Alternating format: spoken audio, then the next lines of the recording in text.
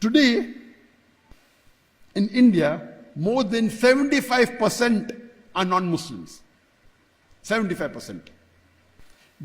If we Muslims wanted at that time, we could have forced every non-Muslim to accept Islam at the point of the sword. We didn't do it. If we had done that, there wouldn't have been more than 75% non-Muslims. These 75% non-Muslims of India, they are giving shahada, they are bearing witness that Islam was not spread by the sword. At that time when we ruled India for 1,000 years, the Muslims that they wanted, they could have forced every non-Muslim to accept Islam. But they didn't do it.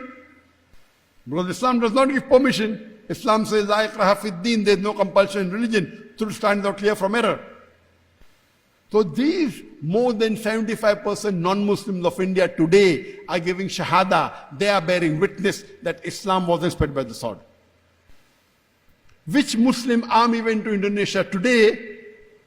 According to statistics, Indonesia has the maximum number of Muslims in one country. According to India, about 229 million Muslims in Indonesia, or 39 or 240 million. In India, the government says 215 million, 14.3%. According to me, it's much more than 280 million. More than 20% are Muslims. But even if you agree, so Indonesia, which is theoretically supposed to be the country which has maximum number of Muslims in the world, I'm asking you a question. Which Muslim army went to Indonesia? Which Muslim army went to Malaysia? Which Muslim army went to the east coast of Africa? Which sword? The businessmen went there to do business. When they did business, they preached the religion and people accepted Islam. Which army went to Indonesia? Which army went to Malaysia? Which army went to Gambia? Which army went to the east coast of Africa?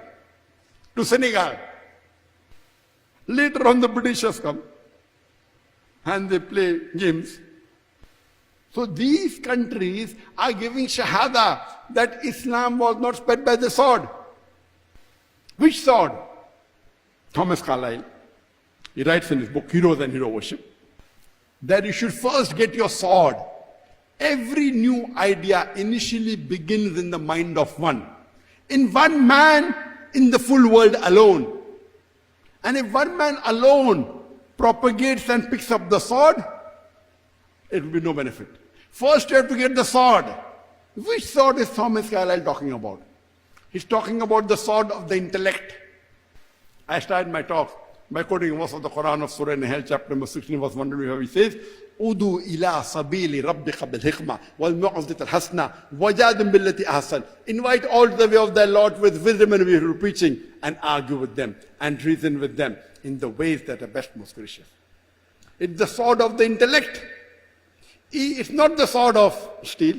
Even if we had the sword of steel, we could not use it. Allah says in Surah Baqarah chapter 2 verse 256, La ikraha fid din, there's no compulsion in religion. Truth stands out clear from error. Anyone who holds and grasps the hand of Allah subhanahu wa ta'ala, He will take you from darkness to light. There's no compulsion in religion. It is the sword of intellect, sword of hikmah. And today, we find that the fastest growing religion in the world today, in America, it's Islam. The fastest growing religion in Europe is Islam. And if you read the Reader Digest Almanac Yearbook of 1984, and this article was repeated in the Plain Truth magazine, it gave the increase in the major world religion in a span of 50 years, from 1934 to 1984. And that article said the maximum increase in religion in this 50 years was Islam, 235%. Christianity, only 47%. I'm asking you the question, which war took place in these 50 years from 1934 to 1984, which converted or increased the number of Muslims all over the world? Which war? 235%. Islam, only 47%. That means 5 times more. 5 times.